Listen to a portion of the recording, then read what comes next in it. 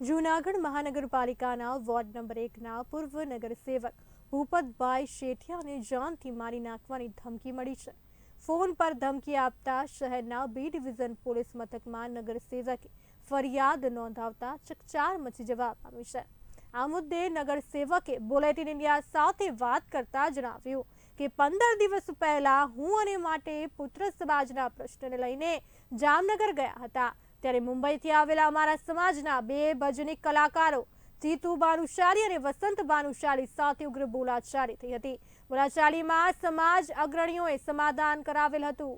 ત્યારબાદ ફોન પર જીતુ ભાનુશાલી અને વસંત બદ્રાએ ટાંટિયા ભાગી નાખવાની અને જાનથી મારી નાખવાની ધમકી આપતા અમારો પરિવાર ભયભીત થયો હતો, જેથી શહેરના બી ડિવિઝન પોલીસ મથકમાં ફરિયાદ નોંધાવી હતી।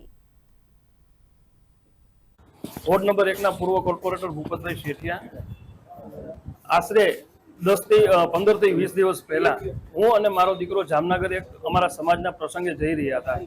ત્યાં મુંબઈથી આવેલા બંને ભજનિકો જીતુ ભાનુશાલી અને વસંત ભદ્રા ભાનુશાલી એ બંને ભજનિક છે। અમારા એક સમાજના પ્રશ્નને લઈને અમે ત્યાં રૂબરૂ મળેલા।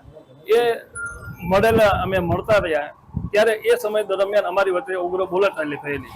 બોલાચાલી થયા બાદ અમારું એક સુખદ સમાધાન અમારા સમાજના આગેવાનો અને પ્રમુખો વચ્ચે સુખદ સમાધાન થઈ ગયેલું હતું।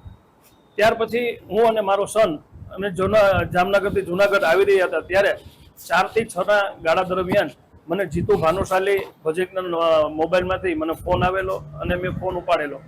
ફોન ઉપાડીને જીતુ ભાનુશાલી મને મન પકડાવી એને ગાળું કાઢી મને જાનથી મારી નાખવાની ધમકી આપી અને મારા હાથ પગ ભાંગી નાખવાની પણ ધમકી આપેલી। એ જ ફોનની અંદર વસંત ભદ્રા ભાનુશાલી ભજનિકે પણ મને એ જ ભાષામાં વાત કરેલી